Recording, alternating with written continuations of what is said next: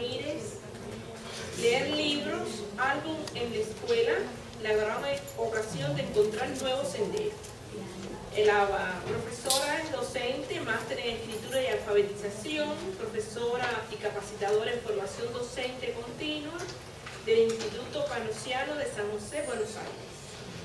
Bien, muchas gracias. Yo habilito al sueño porque mi voz es baja, así que el que quiera no tengo ningún inconveniente. Y algunos fragmentos los voy a leer decididamente y otros los voy a explicar. Primero, me parece que es interesante contextualizar el trabajo porque provenimos todos de diferentes culturas o culturas que nos estamos relacionando. Entonces, la selección del corpus literario tiene que ver con el advenimiento de una gran cantidad de materiales literarios que llegan a nuestro país, que podemos denominarlos libros álbum. Es un género que se va construyendo, que va variando, que ninguna definición rígida lo va a satisfacer, y lo que propone inicialmente es una situación dialógica entre el texto verbal y el texto visual. Dado que estos textos han llegado a nuestras instituciones y debido a la gran cantidad de inversión que ha hecho el Estado en la propuesta de que en las aulas dispongamos de estos materiales, no solamente de estos, pero de ellos hay mucho, decidimos desde hace un tiempo investigar sobre este género y en este caso en particular y en relación con el ámbito en el que estamos trabajando, que es lectura, escuela y educación para la vida, mi trabajo proponía que estos textos estuvieran en las aulas. Y yo sí voy a necesitar en el final del trabajo leer, he decidido leer un texto que vamos a poder ver, después te digo cuándo, pero sí ver qué aspectos a veces no visibles en los momentos de posarnos a enseñar son necesarios. Entonces, para ello, en el trabajo que ustedes después puedan leer, me adscribo una mirada de qué entendemos por literatura, ¿sí? Y fundamentalmente a una concepción de cultura que tomo de Brunner, que dice así: casi todo el aprendizaje en casi todos los marcos es una actividad comunal, un compartir la cultura. No se trata solo de que el niño deba apropiarse del conocimiento, sino que debe apropiarse de él una comunidad formada por aquellos que comparten su sentido de pertenencia a una cultura. Entonces, la idea es que si vamos a trabajar en las aulas, todos seamos integrantes y para ello utilizo una categoría de análisis que denominamos nosotros escena de lectura, que proviene de estudios en nuestro ámbito nacional que analizan cómo se fueron generando a lo largo de la historización de la lectura y la escritura en nuestro país estas diferentes escenas. Por lo tanto, yo reviso qué es la lectura y la definimos como una experiencia cultural. Todo el trabajo tiene un aporte teórico. Hacemos una revisión también de literatura, entendida como valor, porque la concepción literaria va variando en la medida en que los espectadores también vamos cambiando, y creo que esta fue el gran eje que ha sostenido todas las discusiones y conferencias que hemos ido escuchando. Y nosotros debimos también incorporar, en este caso para el trabajo, la idea de que la imagen también es otro lenguaje importante y es otro lenguaje que también se historiza en la medida en que van desarrollándose tecnológicamente nuevos instrumentos para poder acompañar. Entonces, este género rompe con la tradición literaria, pero articula también con otro lenguaje. Instalado en una escena de lectura en el aula, puede brindarles a los niños elementos que pueden ser absolutamente valiosos para que el aula se transforme en una comunidad de lectores, que es lo que nosotros siempre aspiramos a que suceda. La escena de lectura está definida por Cucuza del siguiente modo: el lugar donde se realiza, materializa lo escrito, como práctica social de comunicación. Para describir los componentes de la escena tendremos en cuenta los siguientes ítems: actores, finalidades, espacios, tiempos, soportes materiales o la tecnología de la palabra. Y continúa. Presentaremos la escena de lectura escolar como resultante de procesos de larga duración en las que se sintetizaron y subordinaron otras diversas y variadas escenas de lecturas registradas en la historia cultural de la humanidad. Entonces, pensamos que cuando formamos docentes, estos elementos son interesantes para pensar cómo instalar una práctica de lectura de carácter significativo. Y además hay otra variable que no está mencionada dentro del texto. Perdón, están detrás mío. No, perdón. Pero son libros que en líneas generales son de difícil acceso. Materialmente son libros caros, pero invitan a que nuevamente el docente sea quien reúna a los niños alrededor suyo y pueda leerles. Por lo tanto, instala un compartir la lectura que creo que hemos olvidado y que cuando visitamos tu escuela vos diste cuenta de esa experiencia, que el docente lea. En este caso particular, este género permite a los no lectores poder ir siguiendo la información nueva que les está entregando la imagen. Esa información puede estar acorde con lo que dice el texto o puede ser contradictoria. Por eso es necesario cómo uno plantee esa escena, cómo uno se sitúe en el aula, qué lugar va a tener el lector infantil o el receptor infantil, pero fundamentalmente tiene que estar con la posibilidad de verlo, ¿sí? El tiempo que va a durar y la posibilidad de recursividad, porque es necesario, como estos textos están cargados de detalles, que retornen quienes los leen, y como todo buen texto, y esta mañana con la Santi lo decía, cada uno leerá una variedad dentro de la oferta. El corpus que yo he seleccionado está compuesto por el texto de Javier Peña, un escritor argentino, que nos permite a nosotros, en una de las prácticas que instalamos en las escuelas, que se llama un partido diferente, y nos permite la idea de seguir un autor. Tiene 4 textos que tienen cierto grado de similaridad en la estructura, por lo tanto los niños pueden llegar a ellos. Uno de mis preferidos, de la colombiana Claudia Rueda, no, es muy lindo, precioso texto. El otro texto no lo encontré en la valija, yo pensé que lo había traído, que es el de Jimmy Liao, que se llama La Piedra Azul, editado por Fondo de Cultura Económica. Y el último texto lo vamos a compartir cuando llegue el momento de su análisis, que es La Durmiente, de María Teresa Ambrueto, ganadora del premio Andersen, sí. Ilustrado por Itzman, otro reconocidísimo ilustrador de nuestro país. Entonces, en el trabajo, antes de llegar a instalar la escena de lectura, hice ese recorrido que mencioné sobre la concepción de literatura. ¿Quieren pasar? Pueden verlo si quieren. Y por otro lado, una revisión mínima de la ilustración que ha hecho Itzman, y también ha hecho en un libro muy interesante sobre el libro álbum Manuel Anán Díaz, otro colombiano, muy reconocido. Ahora bien, esas escenas de lectura me permiten a mí, desde el punto de vista didáctico, prever no solamente las intervenciones, sino cómo me tengo que disponer yo para sentarme y compartir esa lectura con los niños. Por eso era interesante cuando escuchaba a la profesora el tema de la planificación de la práctica, en este caso de la práctica literaria, ¿verdad?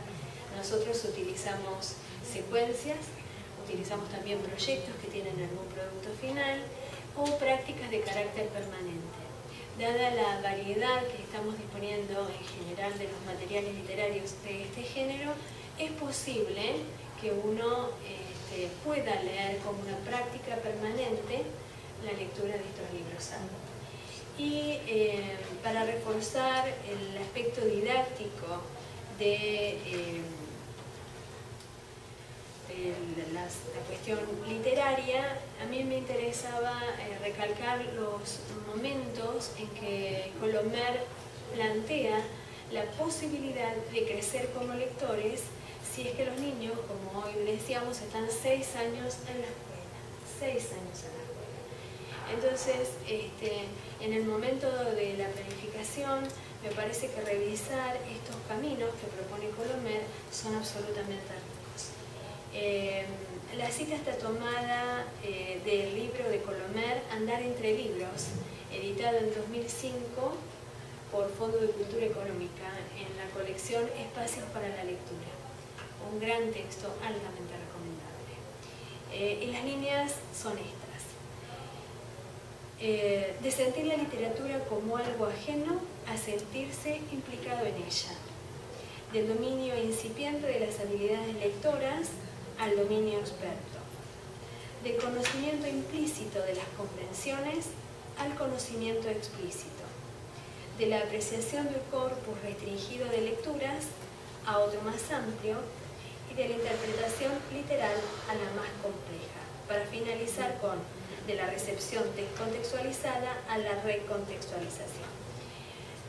Esto no quiere decir que sea una escalera que uno va caminando, no hay grado de simultaneidad, pero para lograr esto definitivamente los chicos lo que tienen que tener es la posibilidad de leer constantemente literatura, si no es difícil que puedan incorporarse. Para no abrumarlos, voy a leer 2 obras que serían las más cercanas. Voy a leer la obra el mínimo análisis de la obra de Claudia Rueda, que podrían ser elementos interesantes para pensar en el momento de la construcción de esa escena de lectura y que debido a la brevedad del texto permitiría que los chiquitos también pudieran leer, además de ir mirando las imágenes. Pero el análisis le ofrecería, en este caso al docente, la posibilidad de pensar intervenciones en función de lo que ve. Y voy a dejar de lado a Peña, que es muy divertido, después se puede leer en un ratito, y a Jimmy Liao, que es un texto maravilloso pero muy complejo, para poder compartir la lectura de La Durmiente de Andrés. En la obra No de Claudia Rueda, Osesno y Madre están en el bosque. Se acerca el invierno, acontecimiento que origina esta historia mínima desarrollada mediante la interacción de los protagonistas. Las coordenadas espaciotemporales, ejes para la ubicación de los acontecimientos, son delineadas en líneas generales por la imagen. Y creo que esto es un dato absolutamente relevante, ¿sí? Que se desplazan 2 elementos fundamentales de la narración a la observación del discurso visual, cosa que uno tiene que empezar a mirar y resignificar el lugar de la imagen. El económico texto literario plantea la fuerza ilocutiva de la advertencia. El consejo del adulto en relación con la cría, eliminando de su discurso la negación. Sin embargo, esta es retomada por el pequeño. Él minimiza esas advertencias y es quien plantea las oposiciones frente a los peligros del invierno y sus consecuencias. Dice la mamá, se pondrá muy frío. Está el libro por ahí, fíjate. Y él responde, yo no siento frío. Propone la obra, pues, la descolocación del discurso de la negación-prohibición por medio de desplazamiento. Lo interesante de esto es que en general son los papás quienes dicen no, y en este caso quien niega todo el tiempo frente a la advertencia es el pequeñito. Un segundo giro interesante en la narración se plantea en relación con la resolución del argumento, que se produce en el cierre de la historia. La cría protegerá de la soledad a su madre. Dice, te voy a acompañar, mamá. El invierno es muy largo y te puedes sentir muy sola. El pequeño se reinstala en el final mediante la figura del cuidador, reinvirtiendo en el desarrollo lo que la línea narrativa había depositado en la desesperación a través de la imagen. Pues frente al incremento de la tormenta y de haber perdido de vista a la madre, está solo llamándola. Para indicar esa tensión se recurre a los signos de puntuación que capsulan la palabra mamá y los recursos tipográficos que incrementan el tamaño de un modo hiperbólico. Como afirmamos, la imagen construye sentidos y aquí se manifiesta y se incorpora la presencia del tacto.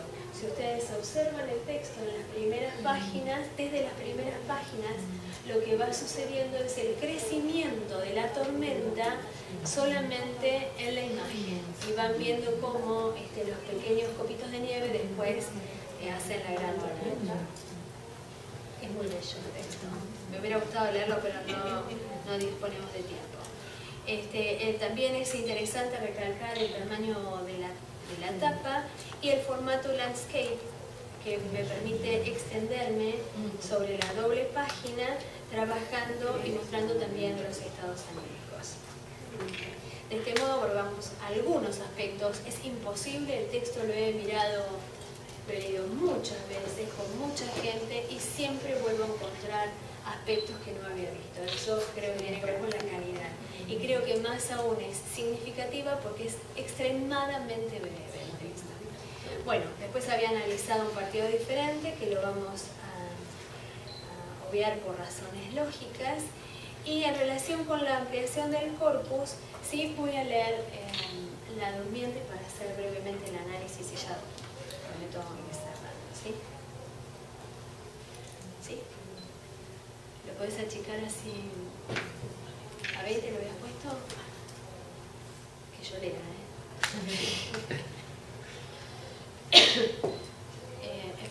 espérame que sí lo presento al libro. Subilo, por favor. Vos vas viendo mi ritmo de lectura. La Durmiente, María Teresa Andreto Itzman, editado por Alfaguara. Y dice así el epígrafe: había una vez una princesa a quien despertó no el beso de un príncipe, sino una revolución. José Antonio Martín. Ella tenía por padres a un rey y a una reina. Nació y sonaron en el mundo trompetas y tambores, y hubo tiros de arcabuces y cañones. Ella dormía en una cuna de oro con ribetes de plata. Dormía y se inclinaban sobre la cuna las hadas. Eran 3 las hadas. 3 gracias portadoras de dicha. Se inclinaban para ofrecerle bondad, para ofrecerle belleza y amor. Érase entonces que era una princesa, la más buena, la más hermosa, la más amada. La amaban sus padres, la amaban los pajes, las amas de leche y las siervas de su madre. La amaban también los campesinos y los artesanos y los mendigos y los hambriados y la pura gente del pueblo. La princesa era feliz, como digo, completamente feliz, como suele suceder en los cuentos. Pero, ya lo decían los hombres en el comienzo de los tiempos, basta que un cuento alguien sea feliz para que empiece a asomar la desdicha. Y eso es lo que pasó. No fue, como dicen, culpa de una hada maldita que echó dolor sobre ella, una hada que hablaba de un uso y de tener 15 años y herirse la mano y quedar hechizada. No fue como dicen los cuentos. Lo que hubo en verdad es que la princesa no solo era hermosa, sino que también era buena y amaba. Amaba a sus padres los reyes, amaba a los pajes, a las amas de leche y a las siervas de su madre. Amaba también a los artesanos, a los mendigos y a los hambriados. Es que creció escuchando a las siervas contar sus penas en la cocina del palacio y viendo a los hambrientos de comida por la ventana de una torre y a los hambriados de amor por todas partes. Creció y un día salió del palacio. Eso sí es como dicen los cuentos. Se alió y se internó por las calles del reino y vio que la vida era eso. Una vieja, muy vieja, hurgando unos restos, un niño perdido, una casa con hambre, por almuerzo unas papas. Y entonces supo, esto es algo que no dicen los cuentos, que había dos caminos para ella: mirar lo que pasaba en el reino o cerrar los ojos. Eso hizo, esto último, como dicen los cuentos. Cerró los ojos y durmió. Durmió por días, por años. Déjala que duerma, dijo el rey. Déjala, dijo la reina. Ya llegará el príncipe que la despierte. Ya llegará, dijeron. Por lo menos eso dicen los cuentos. Pero porque el príncipe no llegaba, o por no ver lo que sucedía en el reino, la princesa siguió durmiendo. Mientras dormía, los reyes envejecieron y terminó de corromperse el reino, hasta que el pueblo hizo sonar trompetas y tambores y arcabuces y cañones. Entonces, la princesa despertó, pero no ya por el beso de un príncipe, sino por una revolución. Un aplauso para Andreto.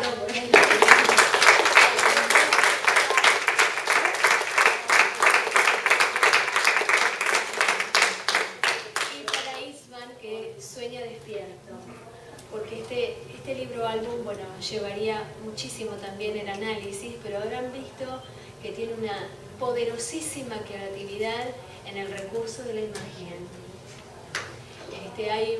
Con el trabajo del collage, él va superponiendo imágenes de mujeres de diferentes tiempos y lo había posado en el análisis de la posibilidad de releer la tradición, porque es una tradición selectiva, nuevamente resignificada en esta bella durmiente, ¿verdad? Ese era el último texto, hay mucho más análisis, pero como estoy excedida, preferí el texto que es más poderoso que el análisis.